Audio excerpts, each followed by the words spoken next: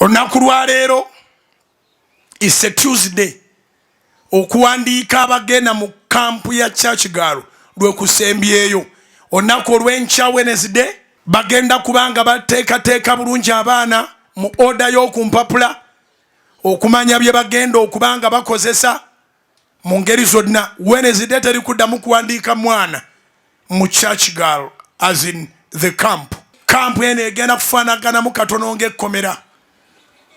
Yes. Tugenda kuyigiramu ebintu bingi. Tewali ayingira n'afuluma.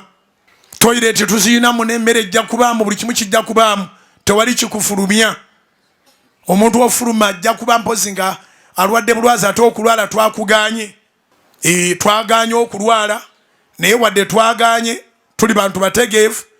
Twapangisiza ambulances weeziri, Red Cross weeri, ng'era bwe tubeera mu nkuŋŋaana zaffe ez'amaanyi. Na wano bwe twakikoze Red Cross weeri buli kimu weekiri. Bwe wabaawo alina complication ajja kuba afuna proper medication. Oba tutegeregana.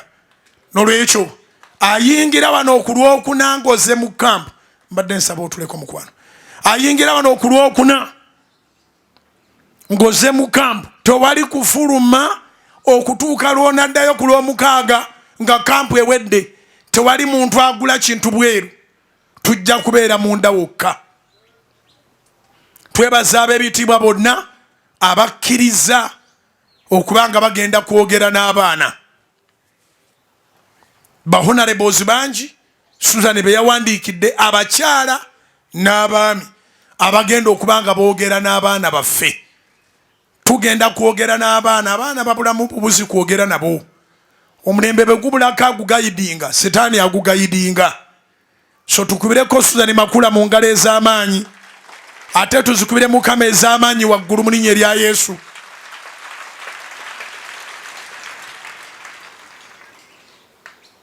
Nange nga bwe nteekateeka ate naye nze abalenzi ndudde nga mbabuulira. Ate okubulirira kwange mukumanyi kwa muliro. Nkuvuma ne nkusensebula. N'okwata obuntu n'ofuluma mu nnyumba ya kitaawo n'ogenda otandika okukola. Owulidde. Abavudde mu bimonde bayitirivu kati baafuuka bantu. Nze ndudde nga kampu njirina. Buli lankyawa eba kampu. Ojja otegere nandikusokola. Kubira Mukama engalo ez'amaanyi. But anyway, twebaza Mukama successfully. Registration ziwedde Tuesday. Tewali kuregisteringa kulala. Teekateeka ebintu byo bulungi nga bwe babikugamba ku form. Neera tekigaana kuzingayo katente akatonotono akafaliso mbadde nga se tente. Twafunye tente ziri ennene zigaggadde. Enkya bwe munajja mu service ku Lwokusatu ne ku Lwokuna mujja gisanga nga bagisibye eri wansi nga balesewo area mwe bagenda okuzanyira kubakira mpiira kukola ki, ne tente ziri ennene ezisobola okwakomodatinga abantu nga 1,500 mu order.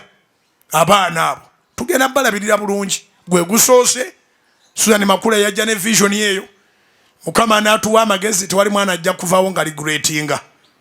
Kye yasoose okunzanyusaako buli mwana oba mulokole ava mu famire y'abalokole oba si abalokole, buli mwana ajja ne Bible. Buli mwana ajja ne Bible. Ajja ne Bible n'ekitabo ne kalamu. At this stage tetufaayo aleese Bible kikaaki. Oba aleeta vanjiri, oba aleeta good news, oba aleeta ezibulamu ennyiriri. Ezo kati kye tuliko. Kati kye tuliko kwe kuba nti omwana ajja ne Bible. Kyova olaba tugambye abaana bwe banayingira bwe pa balifuluma lwa mukaaga nga baddayo. Ate gwe tunaakwatira munda nga mwamututeze yalibanyumiza. Nkiddemu. Gwe tunaakwatira munda nga mwamututeze kubanga tuwandiise okuva ku myaka 8 okutuuka ku 35. So tusobola ofuniramu abakyamu ab'emyaka 20, 21, 22 emekaawo nga baateze mutege.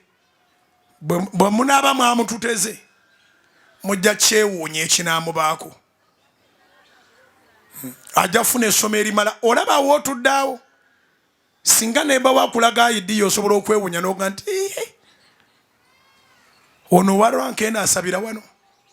Ne mwaba abazze namwera mulimu abakuuma ddembe ate era n'abakuuma ddembe twaba consultings okubeerawo security egenda kubeera ebweru ebeere munda ebeere mubali mu kampu benyini mu baana mugenda kubaamu aba security ba security operatives bagenda kubaamu nga bwe gambye tomanyi gw'otudde naye awo. So nze engeri gyendi wakisa nkulabulirawo bw'abawo omusumba eyapanze okutuma okyankalanye kampu ng'ogenda kwewandiisa ng'omuwala n'ojja muno tujja kusiba amazima ga Katonda tetusaaganamu ebyalema bye twagala okukola tetulina room ya kuentertaininga setaani kitegerekese bulungi. Nze ndi mulokole mbabuulira mazima ate olw'okuba nti ndi mulokole balokole bannanga abamu mbamanye enkola zaabwe ebyo balema okukola baagala byonooneke kakati bakuwe twasabye sente no mitwalo 2 nojjuza foomu kyangu nnyo abalabe baffe okusasula 2 ne batuwa abawala naye kyenzikiriza ndi ku 1,500 betuwandiise temusobola kuwezaamu 5 era bwemuba mulinamu bangi 5 oba 2 oba 10 tujja kubasiba siriyasire tujja kubasiba be bali banyumiza tuli serious guno omulembe gwaffe teguliimu kusinika mannyo era bwe tunaakukwata ng'ozanya togamba nti ndokose ojja kulokookera gye balokookera eyo ewalala bajja kutwala nga kakaaba tujja kufulumya mu magezi ogendera mu ambulance kubeera oli mulwadde ogenda obeereko abamenyi b'amateeka gye beetaaga okubeera. So do not attempt to come and spoil.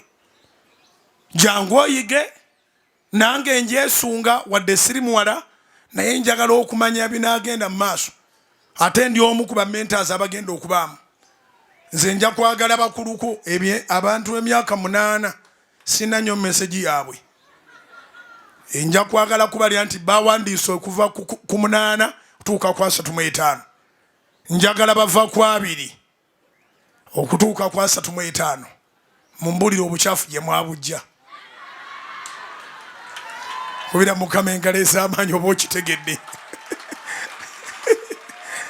Oh, haleluya.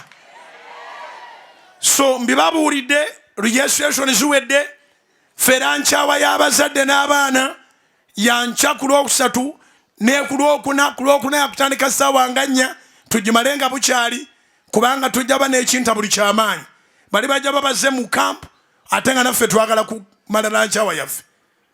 So ate nga buli omu nyina omumukwatako kati nyina okuba nti nerwanako abaze mu kampu baleme kubanga ate nabo beegatta ku mulimu gwennyina obuwala nkyawa ewasigadde after Thursday ku Friday bajja kuba ne kampu yaabwe ku Lwomukaaga bajja kuba ne kampu yaabwe ku Sunday ojjanga ne point of contact nja kuba mpumuddemu ekimala ku Sunday service jangu n'ekintu ky'emirimu gyo tusabe era ku Sunday nja kulangirira tugenda kuyingira ekisiibo kya September